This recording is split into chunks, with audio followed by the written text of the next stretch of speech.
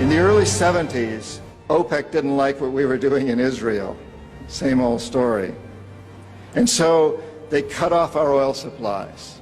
So some of you will remember these long lines at the gas stations. And we feared we were going to have another depression like the 1929 depression.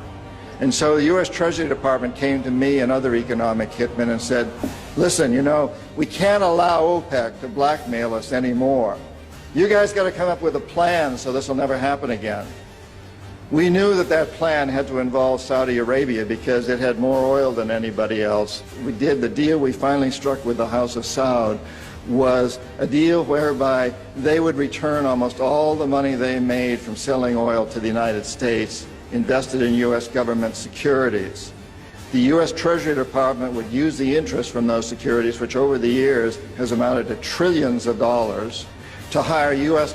companies to westernize Saudi Arabia, build petrochemical complexes, desalinization plants, whole cities out of the desert, McDonald's and all the other things that go along with our Western culture.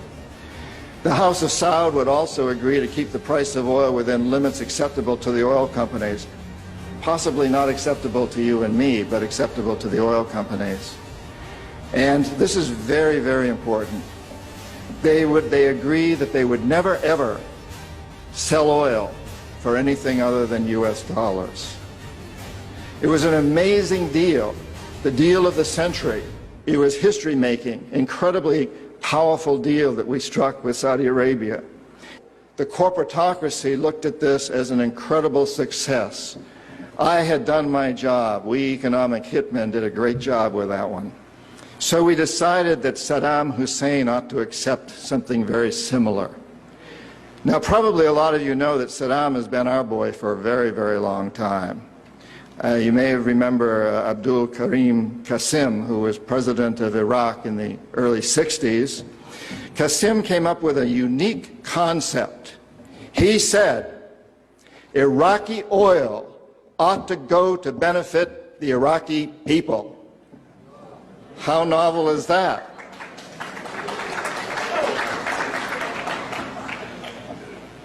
But we didn't like that very much.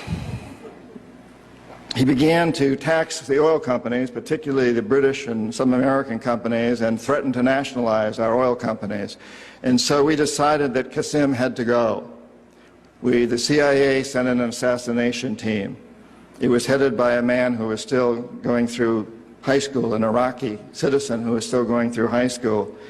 They riddled Qassim's car with bullets on the streets of Baghdad and missed him. The head of this assassination team was wounded and fled to Syria. His name was Saddam Hussein. He was a CIA agent in those days, an assassin for us. He failed. He was our boy. He was our man. And so, and we sold him a lot of, and gave him a lot of tanks. We built him, Bechtel built him big chemical, I ought to know, my father-in-law was chief architect at Bechtel, built Saddam big chemical plants that were used, and we knew that they were used to make mustard gas and other chemical weapons that were being employed against the Kurds and later the Iranians. We knew this, but we sold him these things. You have to remember that Middle Eastern oil is the oil that's used by a great deal of Europe and China and Japan. If we control Middle Eastern oil, we control our biggest potential competitors, Japan, China, Europe. So it's very important that we do that.